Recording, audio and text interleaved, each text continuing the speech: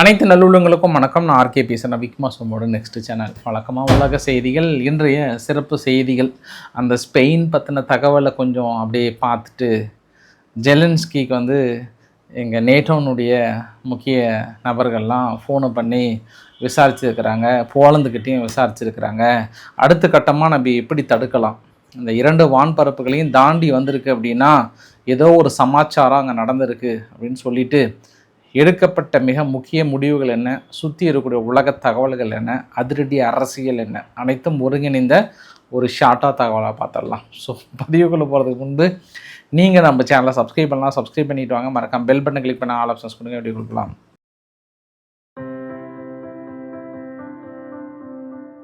ஸ்பெயினோட தகவல் கொஞ்சம் தொடங்கி வச்சிடலாமா? ஏன்னா தொடர்ந்து 2 பதிவுகளாக நம்ம பேசிகிட்டு இருக்கோம். அதாவது ஸ்பெயினோட சியூட்டான்ற பகுதியிலும் அப்புறம் மிலிலா அப்படின்ற ஒரு பகுதியிலும் தொடர்ந்து மொரோக்கோவிலிருந்து சாரையாக ஒரு அபகலிட்டோ படம் பார்த்த மாதிரி மக்கள் ஃபுல்லாக உள்ளே நுழைஞ்சிட்டாங்க. ஒரு கட்டத்தில் கல்லெறிய ஆரம்பிச்சிட்டாங்க, ஒரு கட்டத்தில் அங்கங்கே போயிட்டு உடைக்க ஆரம்பிச்சிட்டாங்க. நிறைய சம்பவங்கள் சுற்றி நடைபெற்று கொண்டே இருக்கிறது. அதுக்கான பதிவுகள் வந்துகிட்டே தான் இருக்குது. இது எல்லாமே ஃபேஸ்புக்கில் வந்து ஆர்கனைஸ் பண்ணியிருக்காங்க. ஃபேஸ்புக்கில் எப்படி ஆர்கனைஸ் பண்ணியிருக்காங்கன்னா, இப்போ இந்த புகைப்படத்தை பாருங்களேன். நம்ம எப்பவுமே புகைப்படத்தோடு எக்ஸ்பிளைன் பண்ணால் ஈஸியாக இருக்கும். இப்போ வழக்கமாக அந்த சியூட்டானுடைய கேட்டு கம்பி வழி வந்து அந்த கடற்பகுதி வரைக்கும் தான் இருக்குது. அதுக்கப்புறம் நம்ம ஏன் ரிஸ்க் எடுத்துகிட்டு இறங்கி தண்ணியில் குதித்தோம்னா அப்படியே அந்த பக்கம் கொஞ்சம் தள்ளி போனோம்னா அந்த சைடு பார்த்து நடக்கிற மாதிரி தான் இருக்குது, கொஞ்சம் தொலைவு நீந்தனா போதும் அப்படின்னு சொல்லிட்டு இதை வந்து பெருசாக வெளியிட்டுக்கிறாங்க. இந்த இராணுவ ரகசியத்தை வெளியிட்டுக்கிறாங்க. இந்த இராணுவ ரகசியத்தை வெளியிட்டதுக்கு அப்புறம் என்னாச்சுன்னா சம்பவம் ஃபுல்லாக நொறுங்கிடுச்சு. 24 மணி நேரத்தில் 49,000 மக்கள் உள்ளே வந்திருக்காங்க. அந்த சியூட்டாவுடைய மக்கள் தொகை ஒட்டுமொத்தமாகவே 83,000 பேர் தான். 83,000 மக்கள் தொகையில் இருக்கக்கூடிய ஒரு குட்டி இடத்துல 49,000 பேர் அகதிகளாக உள்ளே போனாங்கன்னா சம்பவம் என்னத்துக்கு ஆகிறது சொல்லுங்கள்? ஸ்பெயின் அரசாங்கம் உடனடியாக தனது கண்டனத்தை தெரிவித்திருக்கிறது, அதிரடி நடவடிக்கையில் இறங்கியிருக்கிறது, உடனடியாக இதை தடுக்க வேண்டும் என்று பெரும் முயற்சிகளை மேற்கொண்டிருக்கிறது. அந்த ஐரோப்பாவுடைய தாய்களி அவர்கள் ரொம்ப கொஞ்சம் டென்ஷன் ஆகிடுச்சு. இப்போ சியூட்டானுடைய நிலைமையை பார்த்தா நம்மளால் வந்து ஏற்றுக்க முடியாத ஒரு சூழ்நிலையாக இருக்குது. இது எந்த சூழ்நிலையும் நம்ம வந்து ஏற்றுக்கொள்ள முடியாது. இதை உடனடியாக தடுக்க வேண்டும், உடனடியாக பழைய நிலைமைக்கு திரும்ப வேண்டும் அப்படின்ற மாதிரிலாம் அவங்க ஒரு தடவை சொல்ல. ஆனால் வந்த குரூப்பெல்லாம் கொஞ்சம் இப்போ ரிட்டர்ன் போக ஆரம்பிச்சிட்டாங்க. நேற்று நைட்டுருந்து வந்தாங்க. சாப்பாடுக்கு என்ன பண்ணுவாங்க? வந்தவங்க புளி சாதமோ லெமன் சாதமோ இல்லை நம்மளாம் அந்த கால டூர் போனால் சப்பாத்தியும் அந்த தக்காளி பஜ்ஜியும் எடுத்துகிட்டு போயிருந்தாங்கன்னா ஒரு 2 நாள் தாங்கியிருப்பாங்க. இந்த கூட்டத்தை பார்த்துட்டு அவங்க ஹோட்டல்லாம் இழுத்து க்ளோஸ் பண்ணிட்டாங்க. நிறைய வீடெல்லாம் க்ளோஸ் பண்ணி வச்சுக்கிட்டாங்க. சாப்பாட்டுக்கு என்ன பண்ணுவாங்க? எங்கேயும் சுற்றினாங்க, 2-3 ஹோட்டலில் சூறையாடினாங்க, சாப்பாடு கிடைக்கல. இப்போ என்ன பண்ணிட்டாங்க, இந்த சியூட்டால் இருக்கக்கூடிய கேட்டும் இந்த மெலினவா அந்த கேட்டையும் திறந்து விட்டாங்க. வாங்க போன குரூப்பெல்லாம் அப்படியே ரிட்டர்ன் வாங்க அப்படின்னு சொல்லிட்டு இப்போ வராங்க. ஆனால் போன 49,000 பேர் வருவாங்களா அப்படின்றது தான் கேள்வி. இது ஆல்மோஸ்ட் வந்து இன்வேஷன் அப்படின்னு தான் சொல்கிறாங்க. அதாவது பண்ணுறதெல்லாம் கோட்டையெல்லாம் இவங்க விட்டுட்டு பண்ணுறதெல்லாம் ஒரு பக்கம் அப்படின்னு எசக புசுக்காக பண்ணிட்டு கடைசியில் இங்கே வந்து யார் மேலே குற்றச்சாட்டு சுமத்துறாங்கன்னா, நம்ம காலையில் ரவிக்குமார் சோமு பேசின சேனல் தகுந்த உலக அரசியல் இதுதாங்க பேசுதுன்ற இன்றைக்கி வச்சுட்டாங்க குற்றச்சாட்டை. 2019 நெதன்யாகு அவர்கள் பேசின பதிவை தூக்கி இன்றைக்கி போட ஆரம்பிச்சிட்டாங்க. நெதன்யாகு அவர்கள் என்ன சொன்னார் அப்படின்னா, ஸ்பெயின் வந்து சியூட்டா வந்து அபகரிச்சிருக்கிறாங்க, அங்கே இருக்கக்கூடிய நாட்டை வந்து அபகரிச்சிருக்கிறாங்க. ஒரு மொரோக்கோ அப்படின்றது வந்து ஒரு இஸ்லாமிய தேசம். இஸ்லாமிய தேசத்தில் ஒரு பக்கத்தில் இருக்கிற நாடு எப்படி ஸ்பெயினுக்கு சொந்தமாகும்? இதை வந்து கேட்பதற்கு ஆள் இல்லையா அப்படின்ட்டு அப்போது மொரோக்கோவுடைய அக்ரிமெண்ட் போடும்போது 2019 போடும்போது ஒரு வீடியோ ஒன்று பேசியிருக்கிறார். அந்த வீடியோவை இன்றைக்கி ரொம்ப ட்ரெண்ட் பண்ணியிருக்கிறாங்க. இப்போ இன்னொரு வீடியோ நெதன்யாவோட சன்னு என்ன பேசியிருக்கிறாருன்னா, dear Arab and Muslims want to free occupied Arab Islamic land, here a good start அப்படின்னு போட்டு அந்த வரைபடத்தையும் வந்து போட்டிருந்த மாதிரியும் இந்த பதிவை வந்து பயங்கரமாக ஃபேமஸ் பண்ணிகிட்டு இருக்காங்க. அப்போ இதுக்கு பின்புலமாக வந்து கூட அமெரிக்காவும் சேர்த்துக்கிட்டாங்க. அதுக்கு நம்ம காலையில் சொன்ன அதே விஷயத்தை தான் ரொம்ப டீப்பாக டெப்த்தாகவும் போட்டிருந்தாங்க இன்றைக்கி. என்ன அந்த மத்திய தரைக்கடல் போகக்கூடிய மிக முக்கிய பாதை இல்லையா, அந்த முக்கிய பாதையில் மஞ்சள் கலரெல்லாம் என்ன பண்ணுறாங்க, ஸ்பெயினோட டெரிட்டரியாக அவங்க அங்கீகாரம் வச்சுக்கிட்டாங்க. அப்போ எந்த கப்பல் போகிறதா இருந்தாலும் ஸ்பெயின் அனுமதி இல்லாமல் அந்த பக்கம் போக முடியாது. அதனால தான் இவங்க அமெரிக்காவுடைய போர் கப்பல்களையும் இஸ்ரேலுக்கு போகக்கூடிய கப்பலையும் வலுக்கட்டாயமாக தடுக்கிறாங்க. யார்? ஸ்பெயின். எல்லாத்துக்கும் என்ன காரணம்? இந்த சியூட்டான்ற ஒரு பகுதி யாருக்கிட்ட இருக்குது? ஸ்பெயின்கிட்ட இருக்கிற இந்த ஒற்றை காரணம். இப்போ இந்த சியூட்டா பகுதியை மொராக்கோ கிட்ட போயிடுச்சுன்னா ஒட்டுமொத்தமாக காலி ஆகிடுமா? இதுக்கப்புறம் அந்த ஏரியா அவங்களால உரிமை கொண்டாட முடியாதா? இவங்க பாட்டு அந்த பக்கம் போகலாமா? அது ஒன்றா. மேலே வந்து இந்த ஜிப்ரால்டர் டெரிட்டோரியல் சீஸ்னு ஒன்று இருக்குது பாருங்கள், அது யூகே கிட்ட இருக்குது. அடுத்து உங்களுக்கு வரைபடத்தையும் காட்டுறேன் நான். யூகேவும் சாதாரண ஆளும் கிடையாது. அவங்க வந்து இங்கே கொஞ்சம் துறைமுகத்துக்காகவும் மற்றதுக்காகவும் அவங்க வைத்திருக்காங்க. இப்போ என்ன சமாச்சாரம், என்ன விஷயம் அப்படின்னா, மொரோக்கோ வந்து முழுமையாக அந்த லேண்டை எடுத்துக்கிற மாதிரி இருந்தது அப்படின்னா அதற்கு அமெரிக்காவும் இஸ்ரேலும் முழு ஒப்புதல் கொடுக்குறாங்க. அதை இந்த பக்கம் வந்து மறுக்கிறாங்க, எதிர்க்கிறாங்க. அமெரிக்காவும் அதே தான் சொல்லியிருக்காங்க, மொரோக்கோ லேண்டு பக்கத்தில் இருக்கக்கூடிய அந்த சியூட்டா பகுதியை வந்து உங்களுக்கு சொந்தம் இல்லைன்றாங்க. ஆக்சுவலாக அமெரிக்கா அந்த விஷயத்தை எடுத்திருக்கவே மாட்டாங்க. எப்போ நீங்கள் நேட்டோனுடைய போர் விமானங்கள் எங்கள் எல்லை பகுதியில் பறக்கக்கூடாதுன்னு ஸ்பெயின் அவர்கள் எதிர்ப்பு தெரிவித்தாங்களோ, எப்போ ஈரானுக்கு எதிரான நடவடிக்கையில் கடும் கண்டனம் அமெரிக்காவுக்கு தெரிவித்தார்களோ, நாங்கள் தேவைப்பட்டால் நேட்டோ நாடுலேருந்து வெளியே வரணும்னு சொன்னாரோ, அப்பயே மொரோக்கோ இவருக்கு எதிராக மாற்றி விட்டதாகவும் அங்கே இருக்கக்கூடிய உலக அரசியல் வந்து கொண்டு தான் இருக்கிறது. ஸோ தொடர்ந்து மொராக்கோ அரசாங்கம் எதுவுமே சொல்ல, எங்களுக்கு எதுவுமே தெரியாதுங்க ஐயா அப்படின்ட்டாங்க. ஆனால் சிறையில் இருக்கக்கூடிய கைதிகள்லாம் எப்படிப்பா தப்பிச்சு போயிருப்பாங்கன்ற கேள்வியும் வைக்கிறாங்க. இல்லை இவங்க வந்து குற்றச்சாட்டு வைக்கிறாங்களா அப்படின்னு இன்னொரு ஆங்கிலையும் பார்க்கலாம். பட் ஒரு நீங்காத தலைவலியாக மாறிவிட்டது. இனி அவங்க சியூட்டா வந்து முழுமையான கண்ட்ரோலுக்குள்ளே கொண்டு வருவாங்களா அப்படின்றதான் தெரியாது. அந்த இடத்துல ஃபுல் அண்ட் ஃபுல் வந்து ஒரு கலவர பூமியாகவே காட்சி அளிக்கிறது. ஒரு அபகலிட்ட படம் பார்த்த மாதிரி தான் இருக்குது. தொடர்ந்து மக்கள் சாரையாக சென்று கொண்டு தான் இருக்கிறார்கள். ஆல்மோஸ்ட் அதை நாட்டை விட்டுட்டு போக வேண்டிய கண்டிஷன் தான். அதுக்குள்ளே அதை மாற்றி வந்துடுவாங்கன்ற மாதிரி சொல்கிறாங்க. சாப்பாடும் ஹோட்டலும் க்ளோஸ் பண்ணவே எத்தனை நாளைக்கு அங்கே தாக்கு பிடிப்பாங்க? சின்ன இடம் தானே, 83,000 மக்கள் தானே. எல்லாருமே க்ளோஸ் பண்ணிட்டு ஹோட்டலில் ஒரு 3 நாளைக்கு க்ளோஸ் பண்ணாங்கன்னா அங்கே இருக்கக்கூடிய மக்கள் சாப்பாட்டுக்கு தாங்க முடியாது. ரிட்டர்ன் அவங்க வந்து தான் ஆகணும். அது ஆப்ஷன் வந்து எடுத்துடுவாங்க. பட் இராணுவ நடவடிக்கை அப்படின்றத பார்த்துடலாம் நம்ம. அடுத்து நம்ம நேராக கீழே வந்தால், நேற்று உக்ரைன் நடத்திய தாக்குதல், உக்ரைன் மீது நடத்தப்பட்ட தாக்குதல். நேராக நீங்கள் உங்கள் கண் எங்கே தெரியுமா இருக்கணும்பா? போலந்து பக்கத்தில் வந்துடுங்க. கண் அங்கேயும் உருட்டாதீங்க, வலிக்கும். நேராக போலந்து பக்கத்துக்கு வந்து கண்ணை உருட்டுங்க. அங்கே பார்த்தீங்கன்னா ஒரு தாக்கல் தெரியுதா? அதுக்கப்புறம் லீவ் பகுதி அடிச்சிருக்காங்களா? லீவுக்கு பகுதி கீழே ஒன்று அடிச்சிருக்காங்களா? கொஞ்சம் அடுத்தது தலைநகர் கியூ கொஞ்சம் அடிச்சிருக்காங்களா? அப்புறம் மீதி சுற்றிடக்கூடிய பகுதி அடிச்சிருக்காங்களா? பதிலுக்கு இவங்களும் சாதாரண நாள் கிடையாதுங்க. இவங்களுக்கு பாருங்கள், ரஷ்யாவுக்குள்ளெல்லாம் ஃபுல்லாக ட்ரோனாக தெரியுதா? இவங்களும் தாக்கல் நடத்தியிருக்காங்களா? கீழே இருக்கக்கூடிய கிரிமியாவை பார்க்குறீங்களா? அங்கேயும் கொஞ்சம் மின்னல் வெட்டின மாதிரி இருக்கா? அது கீழே இருக்கக்கூடிய கம்பெனியெல்லாம் அடிச்சிருக்காங்களா? ஸோ இவங்களும் அடியடி எடுத்திருக்கிறார்கள். நவ்ரோஸ்க் என்ற பக்கத்தில் ரஷ்யாவுடைய கப்பல் ஒன்று அடிச்சிருக்கிறாங்க. அப்போ பதிலுக்கு பதில் தாக்குதல் வந்து பெரிய அளவுக்கு நிகழ்ந்து கொண்டு தான் இருக்கிறது. இன்று உக்ரைனுக்குள்ளார அது வந்து கில்ம்ஸ்கி அப்படின்ற ஒரு பகுதியில் திடீர்னு இந்த வீடியோ பதிவை பாருங்கள். உக்ரைன் என்ன சொல்கிறாங்கன்னா, பழைய ஆயுதங்கள் சேகரித்தது இந்த பகுதியில் திடீரென்று வெடித்து விட்டதுன்றாங்க. பட் திடீர்னு வெடித்தாலுமே வந்து வேறு ஏதாவது ஆயுத குடோன்கள் வெடிச்சிருக்குமான்னு தெரியல. ஆனால் இது அட்டாக் பண்ணி வெடிக்கலை, எங்கேயோ எசக்கு புசுக்காக நடந்து போச்சு. ஒரு மாதிரி மஷ்ரூம் கிளவுட் மாதிரிலாம் வந்திருக்கு. அந்த ஏரியாவில் இருக்கக்கூடிய மக்கள் கரெக்டாக கிராமத்துக்கு நடுவில் இருந்திருக்கு. பெருத்த சேதாரம் அப்படின்றாங்க. பாரு, தாக்குதல் நடத்தாமே வெடிக்க ஆரம்பிச்சிடுச்சு.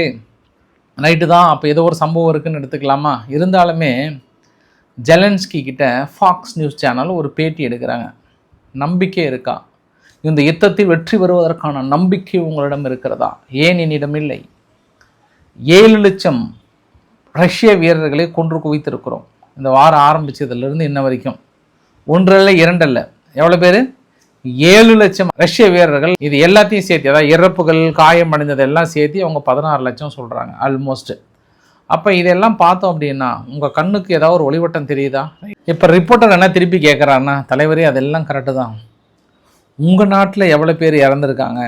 ஜஸ்ட் 50,000, வெறும் 50,000 பேர் தான் இறந்துருக்காங்க. இந்த போர் ஆரம்பித்த காலகட்டத்திலேருந்து 4 லட்சம் பேர் வந்து wounded அப்படின்றாங்க. இது வேணால் அவர் சொல்லலாம், பக்கத்தில் இருக்கிறவர் வேணால் நம்பலாம், இல்லை ஜெலன்ஸ்கியை நம்பி இருக்கிற அந்த உலகம் வேணால் நம்பலாம், இல்லை ட்ரம்ப் வேணால் நம்பலாம், இது ஐரோப்பா நாடுகள்லாம் நம்பலாம். அதாவது இதெல்லாம் நான் ஒன்றும் சொல்கிறதுக்கு இல்லைங்க. நம்ம ஏதாவது கருத்து சொன்னோம்னா நம்மளை வந்து கருத்து கந்தசாமின்னு ஏறுறாங்க. ஒன்றும் சொல்கிறதுக்கு இல்லை. இவங்க நடத்திய தாக்குதலில் அங்கே 7 லட்சம் பேர் இறந்து போயிட்டாங்களாம். இப்போ பாதி பேரோடு இல்லை, இப்போ வெறும் 50,000 பேருன்றீங்களாப்பா, எப்படிப்பா? இல்லை, இது ஆக்சுவலாக இது சிரிக்கிற செய்தி இல்லை. நான் வீரர்கள் இறந்துருக்கிறாங்க, சிரிக்கிற செய்தி இல்லை தான். ஆனாலும் ஒரு நியாயம் வேணாமா சொல்லுங்கள்?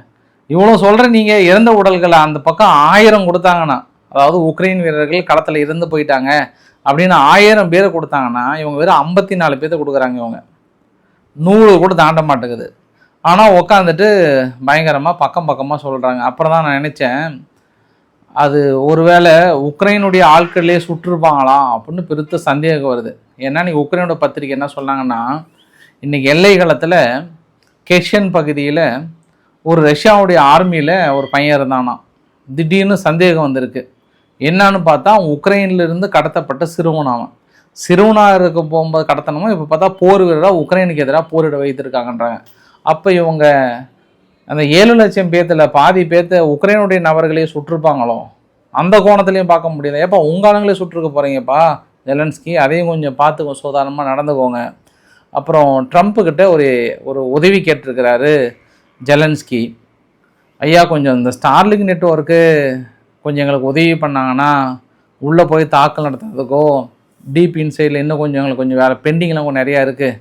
இந்த லான்ச்சர்ஸ்லாம் எங்கேருந்து வருது என்ன ஏதுன்னு கொஞ்சம் அடிக்கலான் இருக்கிறோம். கொஞ்சம் ஸ்டார்லிங்க் கிட்ட கூட பார்த்து கொஞ்சம் சொல்லி விடுங்களேன் அப்படின்னு கேட்டிருக்காங்களாம். ஃபினான்ஷியல் டைம்ஸில் ட்ரம்ப் அவர்கள் ஒரு வார்த்தை சொல்லியிருக்கிறாரு, நாங்கள் இன்னும் முழுமையான ஒப்புதல் லைசன்ஸ்லாம் கொடுக்கலைங்க. வந்தார் கேட்டார், சரின்னு இருக்கிறோம், இன்னும் நாங்கள் கொடுக்கல, அது இன்னும் நாங்கள் பரிசீலனாக்கிறோம், நாட் ஷூர் அப்படின்ற ஒரு வார்த்தையும் வந்து சொல்லிட்டாங்க. இப்போ இந்த பக்கம் நேட்டோனுடைய supreme allied commander general Alex அவர்கள் என்ன யாருக்கு ஃபோன் பண்ணியிருக்கிறார்? போலந்துடைய சீஃப் ஆஃப் டிஃபென்ஸ் ஜென்ரலுக்கு ஃபோன் பண்ணியிருக்கிறார். ஜென்ரல் போயிட்டு குக்லான் அவர் பேர், அந்த குக்லான்கிட்ட ஃபோன் பண்ணிட்டு, என்னப்பா என்ன சூழ்நிலை, எப்படிப்பா நம்ம வான்தடுப்பு சாதனங்களாம் செயலிழந்து போச்சு, இதெல்லாம் தாண்டி உள்ளே வந்து தாக்கல் நடத்தியிருக்காங்க, பெரிய தாக்கம் ஏற்பட்டுருக்குன்னா இந்த உலகத்துக்கு ஏதோ சொல்ல வராங்க, இதுக்கப்புறமா நம்ம அமைதியாக உறங்கிட்டோம் அப்படின்னா விடிஞ்சு பார்த்தா நம்ம நாட்டை பிடிச்சிருவாங்க, ஏதாவது ஒரு நடவடிக்கை எடுத்தாகணுமே அப்படின்னு சொல்லும் போது இன்றைக்கி போலந்து ஒரு மிக முக்கிய முடிவு எடுத்திருக்காங்க. வழக்கமாக அந்த இன்டர்செப்டர் மிசைல்ஸ் எல்லாம் வந்து பேட்ரியாட்டிக் ஏர் டிஃபென்ஸோட இன்டர்செப்டர் மிசைல்ஸ் வந்து போலந்துக்குன்னு ஒரு ஸ்டாக் இருக்குது, அவங்க யாருக்கிட்டையும் கொடுக்காம தான் வச்சுருக்காங்க. இன்றைக்கி Poland prime minister Donald Tusk என்ன சொல்லிட்டாருன்னா, இதுக்கப்புறமும் நான் அமைதியாக இருந்தேன்னா நான் மனிதனே இல்லை, இனி உக்ரைனுக்கு தேவையான இன்டர்செப்டர் மிசைல்ஸ் ஃபுல்லாக நாங்கள் கொடுக்குறோன்ட்டான். ஏன்னா அவங்க அங்கேயே சுட்டிருந்தாங்கன்னா அது தவறி வந்திருக்காது. இன்றைக்கி பார்த்தா எங்கள் நாட்டுக்கு உள்ள வந்து தாக்கல் நடத்தியிருக்கு. அப்போ இது யார் பண்ண தப்பு? நான் பண்ண தப்பு. அப்போ ஜெலன்ஸ்கி இத்தனை நாள் எங்களை காப்பாற்றிருக்கிறாரா அப்படின்னா எஸ், காப்பாற்றிருக்கிறார். இதை வந்து ஒரு உணர்த்துகின்ற பாடமாக இருந்திருக்கிறது. ஏன்னா அங்கேயே சுட்டுருக்காங்க. அப்போ இத்தனை சுட்டையும் அதை மீறி ஒன்று விழுந்திருக்குன்னா, சப்போஸ் உக்ரைன் சுடாமல் இருந்திருந்தா இன்னொரு போலந்தே இருந்திருக்காது. அதை காப்பாற்றியது யார்? உக்ரைன். கொடுத்து விட வேண்டியதுதான் அப்படின்னு ஒரு முடிவுக்கு வந்திருக்கிறாங்க. ரைட்டு, இதுக்கப்புறம் இந்த மாதிரி ஆளுங்க இருக்கிற வரைக்கும் ஜெலன்ஸ்கி அடிச்சிக்கவே முடியாதுன்ற மாதிரி இந்த விவேக் டைலாக்னு சொல்லுவாங்கல்ல, இந்த மாதிரி ரசிகர்கள் இருக்கிற வரைக்கும் தமிழ்நாட்டில் அடிச்சிக்கவே முடியாதுறாங்கல்ல, அந்த மாதிரி இந்த மாதிரி எப்படி இனி வான்தடுப்பு சாதனங்களுக்கான இன்டர்செப்டர் மிசைல்ஸ் வந்து போலந்து கண்டிப்பாக கொடுக்குறேன்னு சொல்லிட்டாங்க. இப்போ தான் இன்னொரு குண்டும் போட்டாங்க. அதாவது ஜெலன்ஸ்கி என்ன சொன்னாருன்னா, நேற்று அந்த லீவ் பகுதியில் ஒரு 13 மெம்பர்ஸ் என்டையர் ஃபேமிலி இறந்து போயிட்டாங்க. ஆழ்ந்த அனுதாபங்களை தெரிவித்து இது முழுக்க வடகொரியானுடைய ஆயுதங்கள் மூலியமாக தாக்கல் நடத்தி இருக்கிறார்கள். அப்போ வடகொரியா நேரடியாக சம்பவ இடத்தில் நுழைந்திருக்கிறது என்றால் இனியும் நாம் ஏன் விட்டு வைக்க வேண்டும்ன்றாங்க. இப்போ வடகொரியாவை ஈரான் அடிக்கிற மாதிரி ஈரான் மீது தாக்கல் நடத்த மாதிரி நடத்திட முடியுமா என்ன? அவங்களாம் அணுகுண்டு பாய்ஸ், 2 அணுகுண்டு தூக்கி போயிட்டே இருந்துடுவாங்க வடகொரியாலாம். ஜெலன்ஸ்கி நீங்கள் சும்மா டைலாக் விடலாம், ஏதோ ஈரானுடைய கப்பல் அடிச்சுட்டு அப்படி இப்படின்னு கூட சொல்லலாம். ரஷ்யாவுக்கு அப்புறம் வடகொரியாவெல்லாம் அப்படி இப்படின்னு சொல்லிடாதீங்க. அவங்களாம் அணுகுண்டு பாய்ஸ், நிறைய ப்ராக்டிஸ் பண்ணி வச்சுருக்கிறாங்க. சும்மா இருங்க கொஞ்சம். உடனே வடகொரியானுடைய ஆயுதங்கள் கொடுத்து தான் உக்ரைனுடைய ஃபேமிலி அழிச்சிட்டாங்க. ஓ கைஸ், வடகொரியா மீது பொருளாதாரையை போடுங்க அப்படின்ற மாதிரி சொல்லியிருக்காங்க. தொடர்ந்து ரஷ்யாவில் இருக்கக்கூடிய அந்த வைல்டு பெரிஸ் மீது ஒரு நாளைக்கு இப்போ 3ங்க, சராசரியாக ஒரு நாளைக்கு 3 பக்கம் அடி என்று அடித்து கொண்டிருக்கிறார்கள். ரஷ்யா திணறி கொண்டிருக்கிறது என்பதும் அந்த இடத்துல ஒரு மறுக்க முடியாத உண்மையுமே கூட தான். தொடர்ந்து ரஷ்யா பல இழப்புகளை சந்தித்து வந்து கொண்டிருக்கிறது. உக்ரைனுடைய தாக்குதலில் எந்த மாற்று கருத்தும் இல்லை. அங்கே ஃப்ரான்ஸில் வந்து காட்டுத்தீயினால் பெருசாக பாதிக்கப்பட்டிருக்கனால என்ன பண்ணுறாங்க, ஒரு 70 ஃபயர் ஃபைட்டர்ஸும் 15 ஒரு ஸ்பெசிஃபைடு வெஹிக்கிளும் உக்ரைன்லேருந்து நேராக ஃப்ரான்ஸுக்கு உதவியே கிளம்புறாங்கன்ற மாதிரி வந்து சொல்லியிருந்தாங்க. இந்த இதுக்கப்புறம் போய் காட்டுத்தீ அணைக்கிறான்ற முடிவுக்கு வந்துட்டாங்க அவங்க. அவ்வளோதான், இங்கேருந்து கிளம்பிடுச்ச வண்டி. பார்த்தியா, எந்த சூழ்நிலையில் தான் வந்து வறுமைப்பட்டு இருந்தால் கூட எனக்கு உதவிய நண்பர்கள் நாடு எரிந்து விடக்கூடாது என்பதற்காக அந்த உதவி செய்கிற மனசு இருக்குல்ல, அந்த மனசு தான் கடவுள் இல்லையா? அந்த மனசு வேணும். ஜெலன்ஸ்கி அவர்லாம் சொல்கிறேன். ஒரு 3 ஃபோட்டோ எடுத்து உக்ரைனுடைய சோல்ஜர்ஸ் தான் வீடியோ வெளியிட்டாங்கன்ட்டு நியூஸ் சேனல்லாம் பார்த்தேன் நான். ரஷ்யாவில் ஈரானை மிரட்டுறாங்க. ஈரான், ஒரு ஷிப்பு உங்களுக்கு அடித்ததுக்கே ரொம்ப ஓவராக பேசுகிறீங்க, ஏதாவது அப்படி இப்படி தாக்கல் நடத்திட்டாதீங்க, முடிச்சிடும் உங்களை கதையை, அவ்வளோதான், நாங்களாம் சாதாரண ஆளும் கிடையாது, அடித்து நொறுக்கிடுவோம் அப்படின்னு அங்கேருந்து மிரட்டல் விட்டு தான் பதிவு போடுறாங்க. எப்போ நீங்களே யாராவது ஆள் செட் பண்ணி ஈரான் இதான் சாக்கு அடிக்கணுன்றதுக்காக ஏதாவது செட் பண்ணுறீங்களா? எனக்கு டவுட்டாக இருக்குது. ரஷ்யா வந்து அடிக்கிறதுக்கு ஆள் வேணும்னு கூட்டணிக்கு செத்துற மாதிரியே இருக்குது இந்த டைலாக் எல்லாம் பார்த்தா. இனியோ இந்த வீடியோட நிறைய பகுதியில் இனி அமெரிக்காவில் படிப்பை முடித்து விட்டு வெளிநாட்டு மாணவர்கள் அங்கேயே தங்கி வேலை செஞ்சாங்கன்னா கிட்டத்தட்ட 95 லட்ச ரூபா பக்கம் கட்டணத்தை கட்டியிருங்கன்ட்டாங்க. ஏன்னா இதுக்கு முன்னாடிலாம் அமெரிக்காவில் அங்கே போய் படித்தோம்னா படித்து டிகிரி கோர்ஸ் முடித்து அடுத்த ஒரு 3-4 வருஷம் நீங்கள் அங்கேயே ஒர்க் பண்ணலாம், ஒர்க்கிங் விசா வாங்கிட்டு ஒர்க் பண்ணலாம், ஒன்றும் பிரச்சனை இல்லை. ஆனால் இப்போ அப்படிலாம் கிடையாது. அங்கேருந்து கிளம்பு காற்று வரட்டும்ன்றாங்க, அமெரிக்காவிலேருந்து கிளம்ப சொல்கிறாங்க. அப்போ நம்ம நாட்டில் என்ன வளமில்லை அப்படின்னும் போது இன்னொரு விஷயத்தை கூட பார்த்தேன் நான். ஐஐடி கான்பூர் இருக்கு இல்லையா, அதில் ஒரு மாணவனுக்கு சேர்க்கை, அதாவது அட்மிஷன் கிடைக்கல. அவர் என்ன பண்ணுறாரு, இந்த ஒட்டுமொத்த ஐஐடியினுடைய வெப்சைட் இருக்குல்ல, கான்பூர் வெப்சைட்டை, அந்த இணையதளத்தையும் முடக்கிட்டு ஒரு மெசேஜ் ஒன்று போகிறாரு. ஐயா, இதை முடக்க வேண்டும், இதை தீங்கிழைக்க வேண்டும் என்ற எண்ணம் என்னிடம் கிடையாது. பட் நீங்கள் என்னோடய திறமையை மட்டும் தான் இந்த இடத்துல பார்க்கணும். என்னோடய திறமையை உங்ககிட்ட காட்டுறதுக்காக தான். பெரிய ஐஐடி வெப்சைட்டை யாராலையும் நெருங்க முடியாது, நொறுக்க முடியாதுன்னு சொன்னீங்க. நான் இன்னும் உங்களுக்கு அட்மிஷன் +2 முடிச்சுட்டு டிகிரியே சேரல, ஆனால் நான் உங்களை முடிச்சுட்டேன் பற்றி உங்கள் கதையன்னு மாதிரி வெப்சைட் போட்டோடனே வாப்பா படிக்க வாப்பா, நீ தான் சரியான ஆளை வாப்பா உள்ள அப்படின்ற மாதிரி வந்து கூப்பிட்டுருக்குறாங்கன்றதும் ஒரு கூடுதல் தகவலாக சொல்ல முடியும். மலேசியானுடைய பைலட் இந்தோனேஷியானுடைய ஏர்போர்ட்டில் கைது பண்ணியிருக்காங்க. இவர் என்ன பண்ணியிருக்கிறாரு, ஒரு 70,000 மாத்திரை, அந்த போதை மாத்திரை இருக்குல்ல, அதை வந்து கிட்டத்தட்ட 25 கிலோ பக்கத்தில் அடிக்கடி கடத்திருக்கிறாரு போல். பைலட்டாக இருந்தால் அவ்வளோ சரி செக் பண்ண மாட்டாங்கன்னு அடிப்படையில் எப்படின்னு தெரில. பட் தூக்கிட்டாங்க, இந்தோனேஷியா விமான நிலையத்தில் இன்றைக்கி தூக்கிட்டாங்க. ரொம்ப பரபரப்பாக பேசிகிட்டு இருக்காங்க. எனக்கு ஒரு விஷயம் மட்டும் ரொம்ப ஒரு மாதிரி இலூஷனாக இருந்தது, அது உங்ககிட்ட நான் பேசி டிஸ்கஸ் பண்ணலான் இருக்கேன். இன்றைக்கி ஆந்திராவில் ஒரு ஆப்பிள் ஏற்றிட்டு போன வண்டி வந்து சாஞ்சிடுச்சு, ட்ரக்கோட சாஞ்சி அந்த டிரைவர் ஒரு பக்கம் அப்படியே விழுந்து கிடக்கிறாரு, அந்த பக்கம் ஓனர் வந்து பார்த்து அழுந்து கிடக்கிறாரு. ஆனால் நம்ம மக்கள் என்ன பண்ணுறாங்க, போயிட்டு மூட்டையாக அந்த ஆப்பிள் அள்ளிட்டு போகிறாங்க வீட்டுக்கு. சும்மா அப்படியே சிரித்த முகத்தோட கெக்க புக்குன்னு சிரிச்சுக்கிட்டு வந்த வரைக்கும் லாபம்னு அள்ளிட்டு போகிறாங்க. இது ஆந்திராவில் மட்டும் இல்லை, தமிழ்நாட்டில் எங்கே நடந்தாலுமே இந்த மாதிரியான நிகழ்வு வந்து பார்க்க முடியுது. அது உங்களுக்கு சரின்னு படுதா? இந்த மாதிரி ட்ரக்கில் லோடு ஃபுல்லாக விழுது, இவங்க பாட்டுக்கு வந்த வரைக்கும் லாபம்னு அடிச்சுட்டு போகிறாங்களே, இது சரியா? இந்த மாதிரி எண்ணம் இருக்கிற வரைக்கும் அது கரெக்டாக இருக்குமா? பொது சிந்தனையும் நல்ல மனதும் அந்த இடத்துல இருக்கணுமோ அப்படின்னு எனக்கு தோணுச்சு. ₹1 கூட நம்ம செலவு பண்ணாமல் அடுத்தவங்களுடைய அது உணவாக இருந்தாலும் எதுவாக இருந்தாலும் எதுக்குன்ற ஒரு எண்ணம் என்றைக்கு நம்ம மக்கள் மத்தியில் வளரும். இதே சீன் வந்து ஜப்பான்லேயோ, நீங்கள் சீனா மீது ஆயுள விமர்சனம் பண்ணாலும் ஒரு சில இடத்துல இருந்தாலுமே இது மாதிரி இருந்திருக்காதோ அப்படின்னு எனக்கு தோணுச்சு. நம்ம இன்னும் வளரணுமோ, நிறைய வளரணுமோ. ஈவன் ஏன் முட்டை வண்டி ஊட்டி உடஞ்சா கூட பாத்திரத்தை எடுத்து இப்படி அள்ளி ஊற்றுறாங்க. அது உடஞ்சது பிரச்சனை இல்லை, அது ஓகே தான். பட் இந்த மாதிரி இதெல்லாம் வந்து பாவங்க, அந்த லாரியாக இருக்கட்டும் இல்லை ஏதோ ஒரு சம்திங் ஏற்றிட்டு போகிறோம், ரொம்ப கஷ்டம் இல்லை. திடீர்னு எனக்கு ஏதோ ஒரு ஃபீலாக இருந்துச்சு, அதனால் உங்ககிட்ட கொஞ்சம் டிஸ்கஸ் பண்ணால் கொஞ்சம் எனக்கு ஃப்ரீ ஆகிடுவேன். என் பாரத்தெல்லாம் உங்ககிட்ட இறக்கிட்டேன், இனி நீங்கள் பாரத்தை கமெண்ட்டில் போட்டு கொட்டி தள்ளிடுங்க, அப்புறம் நம்ம பேசிக்கலாம் நம்ம. ஸோ பிடிச்சிருந்தால் லைக் பண்ணுங்கள், ஃப்ரெண்ட்ஸுக்கு ஷேர் பண்ணுங்கள், சப்ஸ்கிரைப் பண்ணுங்கள். Ravikumar, RK channel. நன்றி, வணக்கம்.